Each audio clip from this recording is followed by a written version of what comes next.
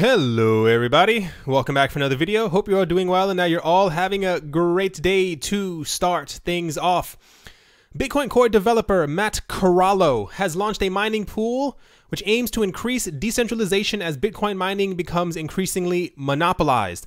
Beginning June 25th, but still with what Corallo describes as vulnerabilities, the pool uses BetterHash, a protocol which seeks to offer mining pool users the option to use their own block templates rather than those prescribed by pool owners. The setup differs from major Bitcoin mining pools such as Bitmain and Antpool, which uses Stratum, the most widely used protocol among miners. He said over Stratum, you get the block templates, you get information about how to build the Coinbase, and also information representing all of the transactions in the block. That means that end user miners have largely no control over what they're mining on, Corallo explained during an interview with Jimmy Song last month. This is entirely left up to the pool. The pool could, if they chose to, have users do anything they wanted, such as selfish mining attack, a 51% attack, censor transactions, or double spending, he said. Also something, just tweets, I'm not going to read out the tweets. Concerns in the Bitcoin community continue to mount over the increasing presence of major mining pools, specifically Bitmain, which currently controls around 42% of the hash rate that keeps climbing to record new highs. While still below the 50% threshold required to exert malicious influence, commentators are also fearful about Bitmain's funding involvement in Via BTC, a pool which, if controlled, would offer an additional 9% of hash rate.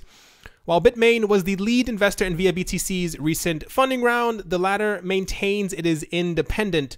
For Corallo, decentralization became a major impetus for developing an alternative. He said, this protocol is designed to allow users to run their own full node if they want to. They can build their own templates, select their own transactions, not censor transactions, choose which block they're mining on to prevent a 51% attack or a selfish mining attack, he explained. Miners would still pay out to pools and interact in the same way, but control of miners would not fall to pool owners. This is once again something that's very is going to continue for quite a while. I'm going to, like I think I said, by next summer, I'm going to assume that the 42% that they control will eventually be around 49%, and it's going to hit 50 at some certain point. The richer you are and the larger your organization is, the easier it is for you to have resources and to continue to buy more equipment to end up mining. These companies aren't going to stop where they are now. They only plan on getting a lot larger. Decentralization, not only in Bitcoin, but in just about every single coin that uses proof of work, is a major thing. I won't read through the entire thing, but Vitalik Buterin recently gave, it was 2 days ago, he gave a speech where he was talking out against what Apple had done. So whether they are Apple or Facebook or Google or Amazon, whoever these mega corporations are, they are either slightly for crypto or completely against it, or they're trying to say that they are protecting their customers. Apple recently released something that pretty much stops them, or cryptocurrency companies or cryptos in general, from being able to have certain things on the Apple App Store. But the things that they chose specifically kind of break the kneecaps of cryptocurrencies, especially if you are trying to get your project out there, but more so if you are trying to. One of the major things that's happening right now is that a lot of companies realize that centralization in mining is a huge problem. It's definitely happening, but there are ways to fix this. It's not that difficult. One of the major ways is being able to produce phones that allow people to either mine directly on their phone or to cloud mine if you have a proof of stake coin. I'm going to read through some of the things that Apple is stopping people from doing. It said the move by the much respected Vitalik Buterin came after Apple's choice on the 11th of June 2018 to alter the existing App Store review guidelines. With the act, crypto apps all across platforms like iOS, macOS, watchOS would be that is a typo, would be strongly. Below you can find the restrictions that will affect the crypto ecosystem. So they're stopping wallets. Apps may facilitate virtual currency storage providing they are offered by developers enrolled as an organization. They're stopping apps may not mine for cryptocurrencies unless the processing is performed off device. And I'm not going to read through the other ones, but pretty much his argument was that they allow trillion-dollar companies to kind of do whatever they want. But these small cryptocurrency companies, they're literally stepping on their necks as they're trying to find ways to increase awareness of cryptocurrencies and also just trying to push the entire community forward. Like I said, this can be solved, but a lot of it is up to the willingness of these major companies, because they are not even hyper centralized. They are the definition of centralized. There was talks before about Facebook potentially becoming decentralized. I don't think that's ever in this lifetime going to happen. I think we will eventually have a decentralized Facebook where you control your own data. And there's also talks from a lot of the people who are making these projects and stuff like that. They're talking about possibility of allowing people to have a Facebook where you are you can allow your data to be sold off, but you then receive a portion of the profit that is being made from the company. This is kind of how it should be.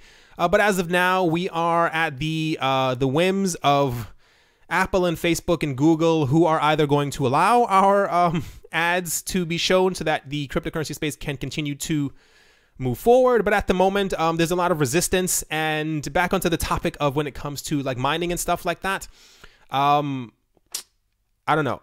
It may take us some time, but if we have the support of these huge companies, I think it'll go a lot faster, but I think eventually we will definitely get there. But I'm going to predict that we are going to definitely have a company that controls over either 51% of Bitcoin or Ethereum relatively in the near future, especially as the momentum picks up and people kind of want to make more money. That is the most honest way of saying it.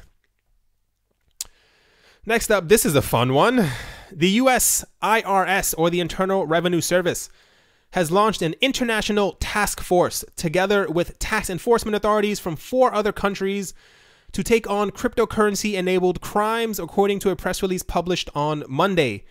The new coalition, dubbed the Joint Chiefs of Global Tax Enforcement, or J5, comprises tax enforcement agencies from 5 countries in total, including Australia, Canada, the Netherlands, the UK, and the United States. As part of the J5, the agencies will cooperate on intelligence and criminal investigations to reduce the growing threat to tax administrations posed by cryptocurrencies and cybercrime, as well as to target transnational tax crime and money laundering.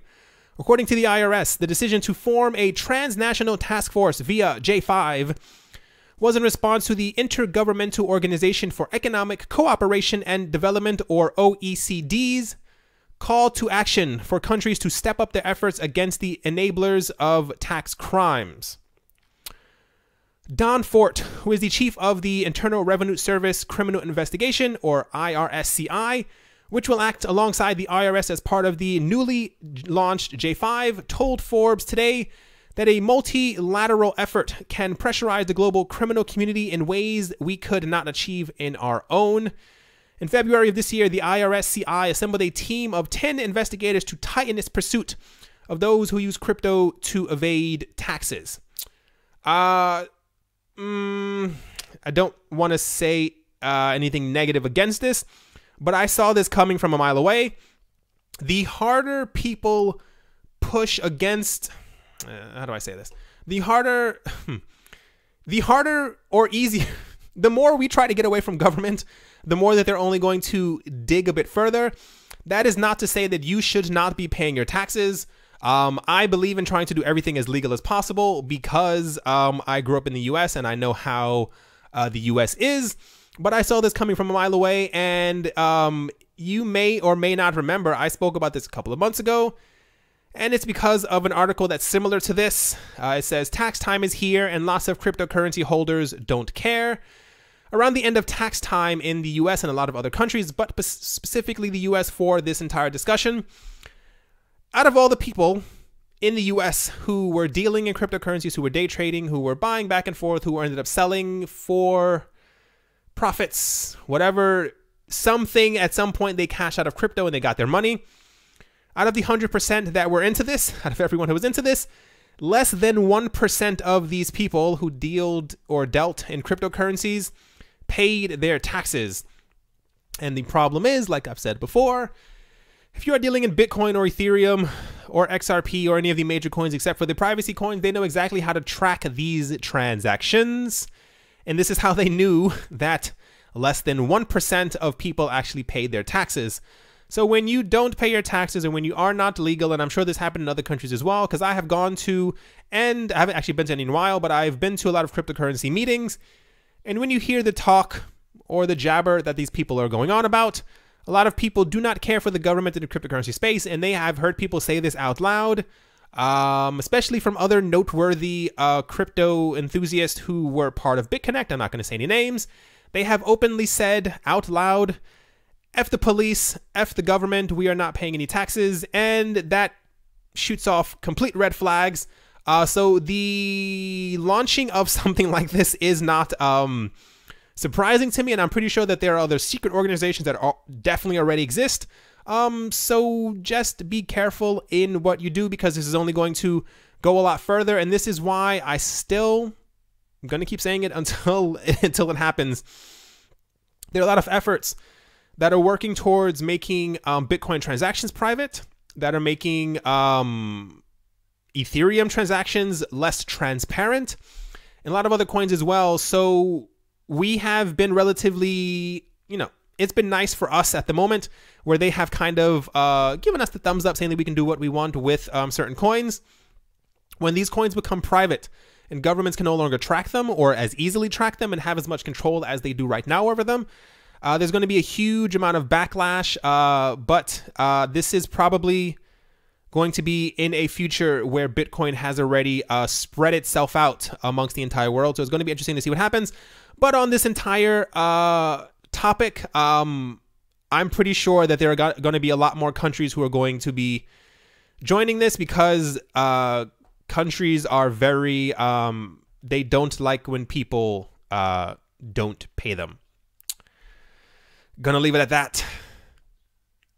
Next up, a debate between an infamous Bitcoin detractor and one of cryptocurrency's most well-known entrepreneurs made sparks fly in New York City on Monday.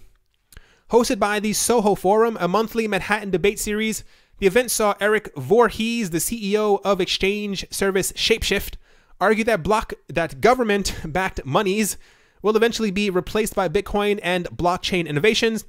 The world's largest cryptocurrency, he said, just needs gradual adoption to eventually triumph.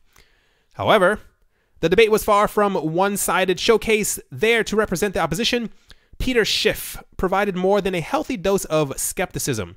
Perhaps more damningly, he argued people are not currently buying into Bitcoin or other cryptocurrencies to use them. They're here to get rich, he said. The Economist said that Bitcoin is primarily seen as a speculative asset.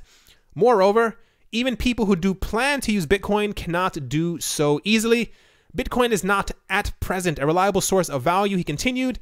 Schiff pointed out that the price of Bitcoin can change hour to hour, which makes it difficult for people to price goods or negotiate contracts using the cryptocurrency. The biggest problem with Bitcoin and why it can never be used as money is because currency has to be a reliable store of value, not just a medium of exchange, he said. Voorhees did not see market fluctuations as an issue. He told the crowd, I remember when it was a big deal when Bitcoin moved 50%. Today, it's a big deal when it moves 10%. I think in a few years, it'll be a big deal when it moves 2 to 3%. While Bitcoin is volatile today, I think this problem is self-correcting, end quote. I believe and I understand where they're both coming from, but there's a lot of arguments on the side of Bitcoin actually slowly dominating. The more time that goes on, the more Bitcoin that are mined, the more people that are actually using it, the more that it's actually in the news, whether it be negative or positive. You might not have known this. Even if something is in the news and is completely negative, it still remains in your mind, because as humans, we for some reason only focus on the positive aspect of anything that we heard that could be completely negative. This is why you may have slightly negative events in your past, but you still may remember a good part of it. Not to get into the mind and how it works, but Bitcoin is, at least cryptocurrencies are, going to completely, I don't want to say take over, but they're going to continue to spread. And this is kind of self-evident, just, even of what we've seen over the last couple of years, even if it comes down to people just buying into them because They're waiting for the price to increase. Eventually, Bitcoin is going to get to a certain amount, or even other coins, especially because you can buy homes, you can buy cars, you can buy boats, you can buy land.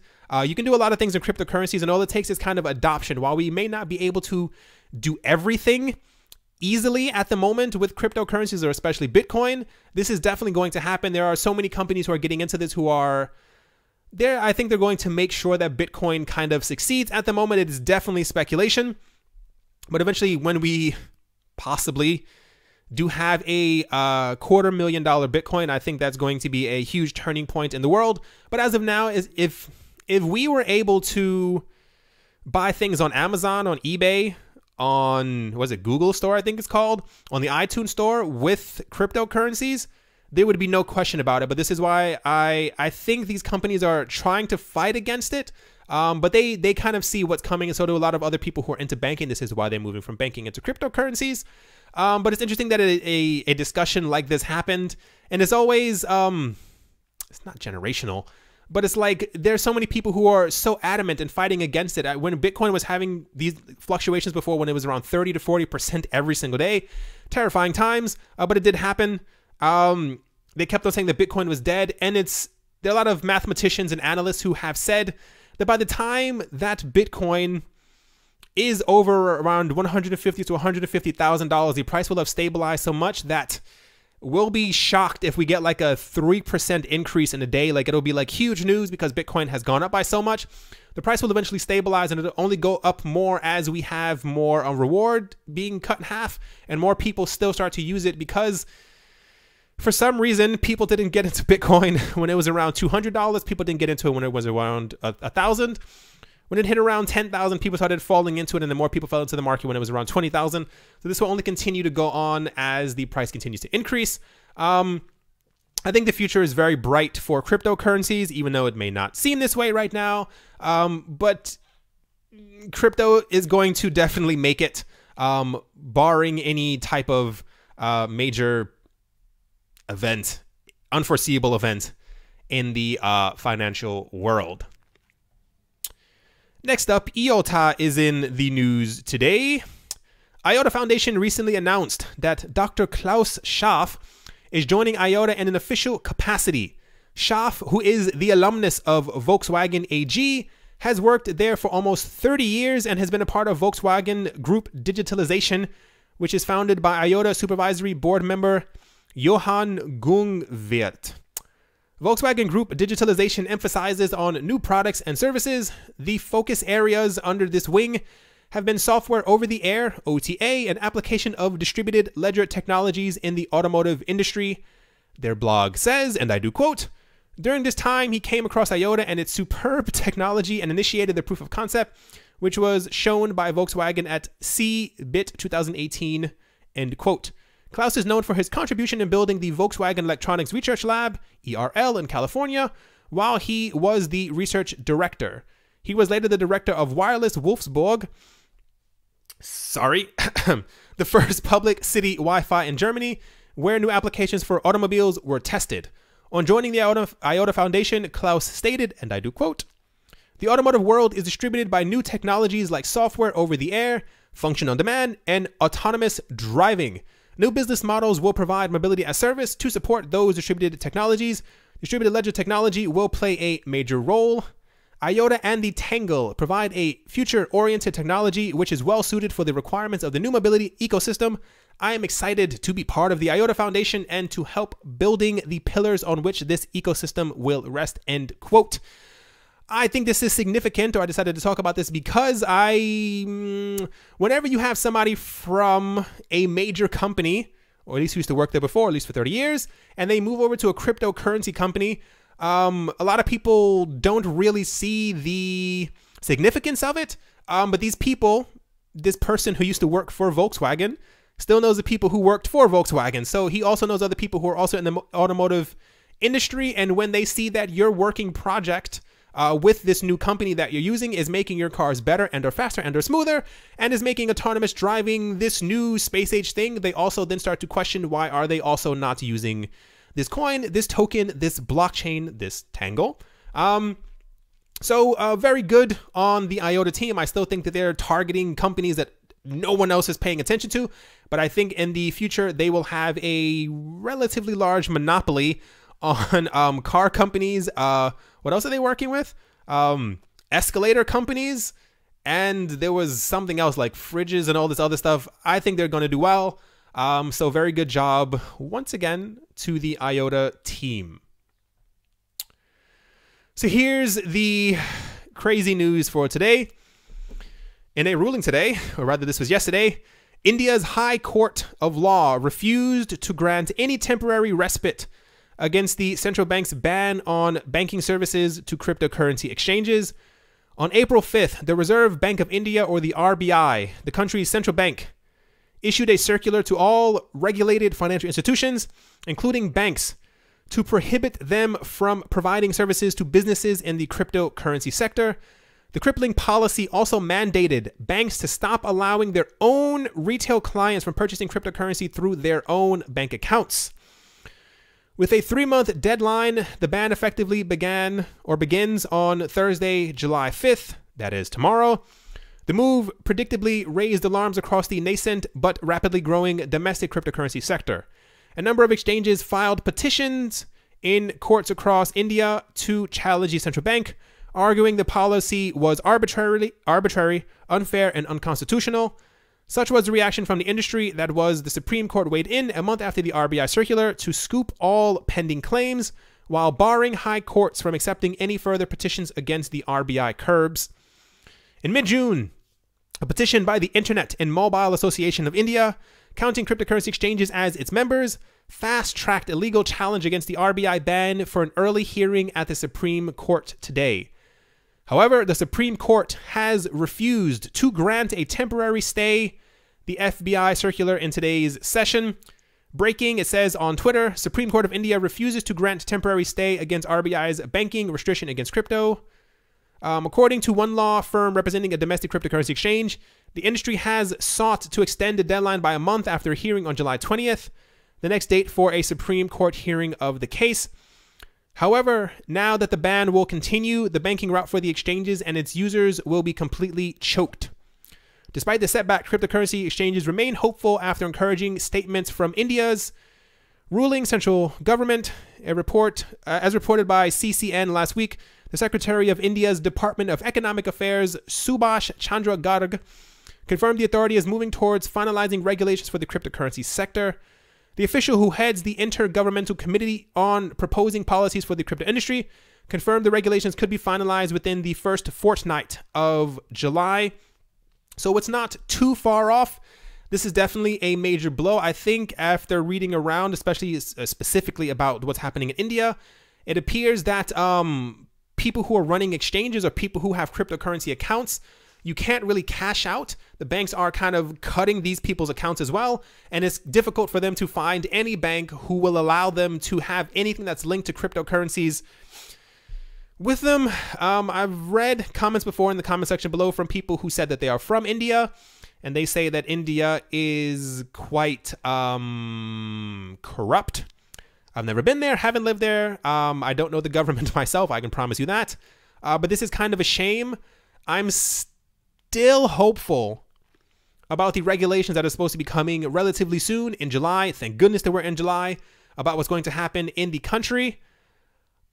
I'm not expecting a ban, but if the past of what has happened before is any indication, I'm going to assume that there's going to be very, very tight controls around everything that's happening within India. Hopefully within the next couple of years, they, release their grip a bit more on the cryptocurrency world in India. But I have a feeling, my only hope is that people are allowed to cash out and cash in to the market. I don't expect there to be a huge, welcoming of open arms in the country. But India is such a major player in all of this. This is why this is very important. I mean, if you have 1 billion people who have access to cryptocurrencies or crypto accounts or crypto ATMs, that'll completely change the game as we know it.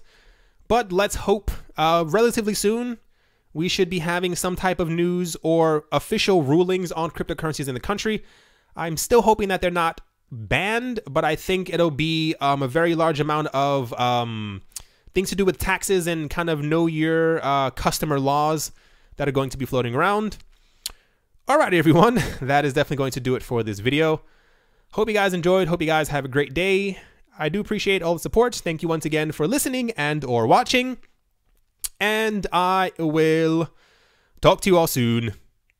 See you.